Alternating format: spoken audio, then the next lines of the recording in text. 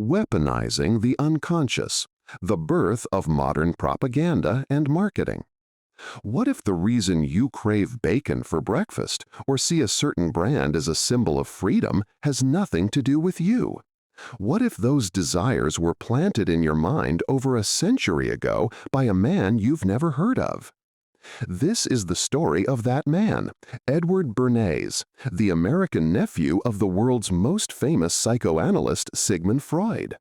The story begins not in a laboratory or a boardroom, but with a simple family gift.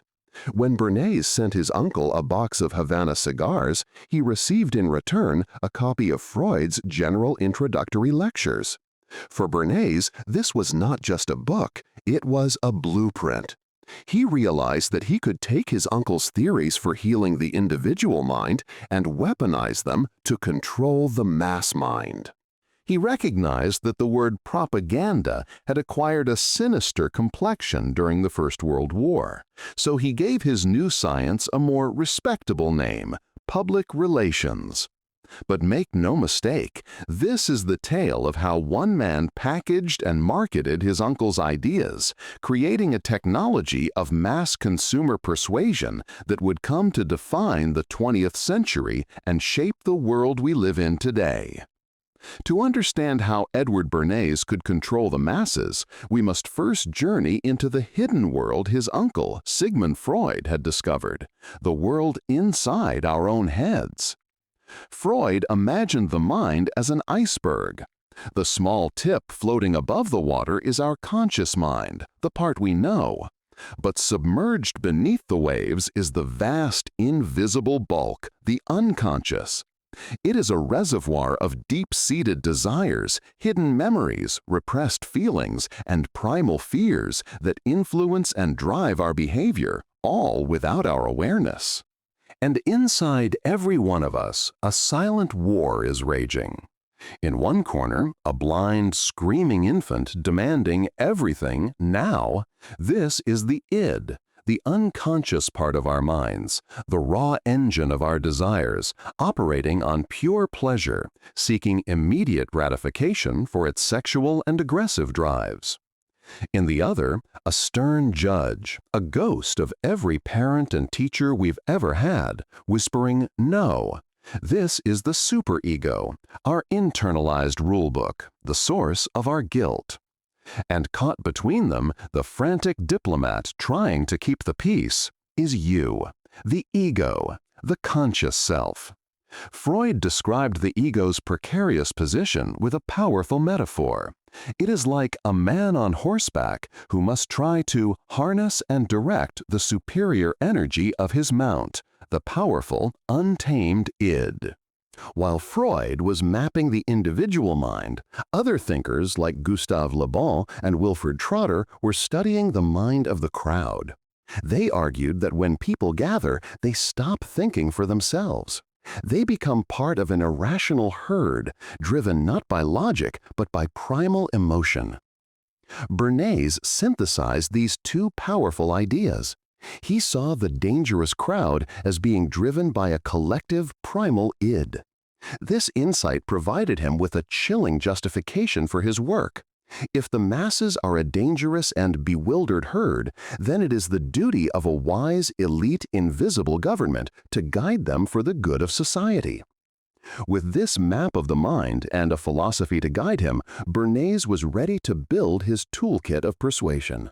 Bernays developed a repeatable, almost scientific model for manipulating the public. This model was not about arguing with people's rational minds. It was about staging a secret conversation between their deepest, most primal desires and their innermost feelings of social guilt. His master mechanism was a simple three-step process, perfectly illustrated by his work on one of America's most iconic products, Betty Crocker Instant Cake Mix. First, awaken the hidden desire. Bernays would identify a suppressed, unconscious wish. He discovered that American housewives secretly desired the convenience of an instant mix. This desire for an easier life was the primal urge of the id. Second, identify the social roadblock. He would then pinpoint the source of guilt that prevented people from acting on their desire. He found these same housewives felt an unconscious guilt because using the product required so little effort. It violated the internalized ideal of the good wife who toils lovingly in the kitchen. This social rule was the superego's prohibition. Third, and this was his genius, provide the perfect excuse. He engineered an external, authoritative-sounding reason that allowed the conscious self, the ego, to satisfy the id's desire without triggering the superego's guilt. His solution was breathtakingly simple. He instructed the company to alter the recipe and have the user add an egg to the mixture. This single symbolic egg was the perfect excuse. It was a token act of participation that armed the housewife with a new justification. I am not being lazy, I am baking. This was the power of his model. It was a form of applied psychoanalysis in reverse. Instead of curing a conflict in the mind, Bernays learned how to create one and then sell the product as the cure. He would first apply this powerful new weapon to one of America's greatest social taboos. Bernays's campaigns were the proving ground for his theories. He used his psychoanalytic toolkit not just to sell products, but to fundamentally change the fabric of American culture. His first target was a powerful social taboo in the 1920s. Women could not smoke in public. For his client, the American Tobacco Company, this taboo cut their potential market in half.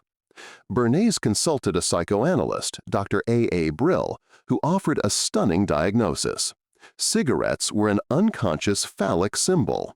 Brill explained that cigarettes represented male power. A woman's desire to smoke was, therefore, a secret unconscious desire to challenge male authority. So Bernays staged a dramatic public spectacle. During the 1929 Easter parade in New York City, he arranged for a group of debutantes to light up cigarettes at his signal. He had brilliantly branded these cigarettes to the press as torches of freedom. This symbolic act masterfully reframed smoking. It was no longer an immoral act, a superego violation, but an act of feminist emancipation, an ego justification. It allowed women to satisfy their unconscious desire for power, the id, under the respectable banner of social progress. Bernays's ultimate trick, however, was not just staging the event, but manufacturing the myth of its success for decades to come. His next campaign was even more audacious. By the 1920s, a national shift in behavior that seemed logical, inevitable, and irreversible was underway. As Americans moved from farms to cities, they had rationally shifted away from heavy breakfasts to lighter meals of coffee and juice. As a result, sales of bacon were falling for his client, the Beech-Nut packing company. Bernays knew a simple ad like "Eat bacon" would fail. The public's rational mind had already accepted a powerful superego rule. Heavy meals are unhealthy for modern, sedentary life. He couldn't fight this logic, so he decided to rewrite reality. Instead of an ad, he staged a scientific coup. He had his agency's doctor ask 5,000 other physicians a carefully worded question. Was a hearty breakfast healthier than a light one? When 4,500 doctors agreed, he publicized the results as a legitimate scientific study. The newspaper headlines that followed were not "Buy bacon." They were "4,500 physicians urge Americans to eat heavy breakfasts." This was a masterstroke. Bernays understood he couldn't fight the existing superego. Instead, he engineered a new, more powerful superego in the form of medical authority. This new authority gave the public's ego the perfect excuse to indulge its hidden, primal desire for a delicious, fatty meal. Having proven he could manufacture desire, Bernays would soon be called upon to apply his science to a far more dangerous task, manufacturing fear. In the 1950s, Bernays' work for the United Fruit Company demonstrated the lethal potential of his methods when applied to global politics. Here, public relations was transformed into a weapon of war. The democratically elected president of Guatemala, Jacobo Arbenz, had initiated a land reform program. This threatened the massive profits of the powerful United Fruit Company. Bernays analyzed the conflict in the American mind. The company's raw desire for profit, the id, was blocked by America's stated ideals of democracy and non-intervention, the superego. A direct appeal to overthrow a democracy to protect a corporation's bottom line would be rejected. Bernays needed a more powerful, more irrational force. He found it in the primal, unconscious fear of communism that gripped 1950s America. He launched a campaign of total propaganda, systematically reframing the entire story. This was no longer about a company's land, it was about a Soviet beachhead in the Western Hemisphere. He flew journalists on all-expense-paid fact-finding trips where they were fed a false narrative of rising communist terror. He created fake news bureaus to give the illusion of a grassroots opposition. And he used this manufactured threat to lobby the highest levels of the U.S. government, where officials like Secretary of State John Foster Dulles and his brother, CIA Director Allen Dulles, already had financial ties to the United Fruit Company. His advice to President Eisenhower was chillingly direct. Mass fears should be encouraged and manipulated. The campaign was a complete success. In 1954, a CIA-orchestrated coup overthrew the democratic government of Guatemala. The psychoanalytic mechanism was terrifyingly perfect. By framing the coup as a necessary defense against communism, Bernays gave the American public the ultimate ego justification. America was not violating its democratic ideals to protect a corporation's profits, it was saving freedom.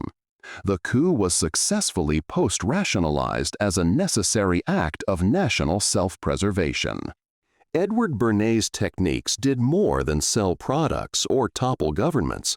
They defined the very nature of modern consumer capitalism and politics, creating what has been called the century of the self. He taught corporations that by appealing to people's irrational, unconscious desires, they could make people want things they didn't need. This created a new model of social control. By constantly satisfying the selfish desires of the masses, you could keep them happy, docile, and distracted. He helped transform a nation of active citizens into an army of passive consumers, happiness machines. This transformation was not inevitable. In the 1920s, the central intellectual debate was not if the public was irrational, but what to do about it. This battle of ideas was fought between Bernays and his great contemporary, the journalist Walter Lippmann. It was Lippmann who first diagnosed the problem, warning that the public was a bewildered herd living in a simplified fiction. He coined the phrase manufacture of consent as a dire warning, a critique of democracy's failure. Lippmann's solution was to inform the ego. He wanted an elite class of experts to provide better, more rational facts to guide the public. Bernays, in an act of breathtaking intellectual theft, stole Lippmann's critical diagnosis and inverted it into a virtue. He rebranded the manufacture of consent as the engineering of consent, a prescriptive manual for controlling the masses. The choice for the 20th century was clear. Lippmann wanted to inform the ego. Bernays wanted to manipulate the unconscious. Bernays won. But the story doesn't end there. While Bernays weaponized Freud's theories of the personal unconscious, modern persuasion has shifted to the ideas of Freud's great rival, Carl Jung, and the collective unconscious. Jung believed that all humans inherit a shared ancestral memory filled with universal patterns or archetypes, timeless characters like the hero, the rebel, the sage, and the nurturer. Modern archetypal branding taps directly into this shared memory. Nike doesn't sell shoes, it embodies the hero, appealing to our deep desire to prove our worth. Harley-Davidson doesn't sell motorcycles, it embodies the rebel, appealing to our innate desire for liberation. This shift from the Freudian model to the Jungian one marks the final step in this story. Bernays' method was designed to make you do something, buy bacon or light a cigarette. The modern method is designed to make you be something. You don't just buy a Nike product, you buy it to symbolically participate in the archetype, to become the hero. The propaganda is now total because we have internalized it as our own identity.